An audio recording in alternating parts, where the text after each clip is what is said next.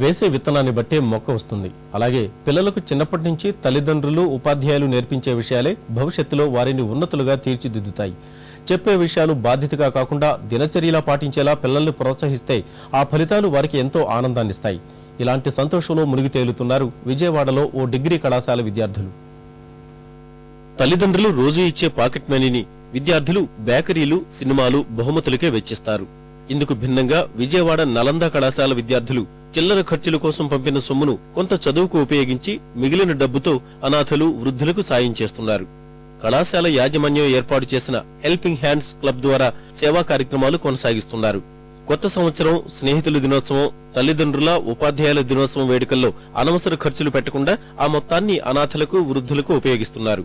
మా ఫ్రెండ్ ఒకసారి చెప్పాడు, ఇలా మనం వేలు రూపాయలు ఖర్చు పెడుతున్నాం కదరా, దీనికన్నా ఇలా ఒక 10 మందికి మనం ఇప్పుడు 1000 రూపాయలు అయిందనుకో, దాన్ని ఏదో ఒకటి కొనుక్కుని 10 మంది దగ్గరికి వెళ్ళి ఒక గంట సేపు వాళ్ళతో స్పెండ్ చేస్తే దీనికన్నా ఎక్కువ హ్యాపీనెస్ వచ్చిందని చెప్పాడు.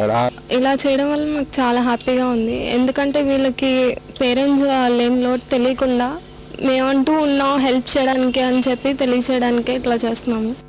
సిద్ధార్థనగర్లో అమ్మ ఒడి అనాథాశ్రమాన్ని దత్తత తీసుకుని వారికి అవసరమైన సామాగ్రి అందిస్తున్నారు. ప్రేమానంద ఆశ్రమానికి వాటర్ ఫిల్టర్, నిత్యావసరాల వస్తువులు అందించారు. అనారోగ్యానికి గురైన నిరుపేదలకు వైద్యం చేయిస్తున్నారు.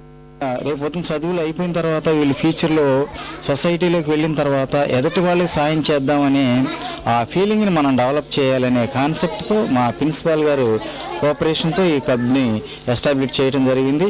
చేసిన తర్వాత ఈ 2 years నుంచి మేము యాక్టివిటీస్ చేస్తూ ఎక్కడైతే అవసరం ఉందో అక్కడికి మా విద్యార్థులను పంపించి వాళ్ళ అవసరాన్ని గుర్తెరిగి వాళ్ళకి ఏం కావాలనేది మేము తెలుసుకొని వాళ్ళకి అందించడం అనేది జరుగుతుంది.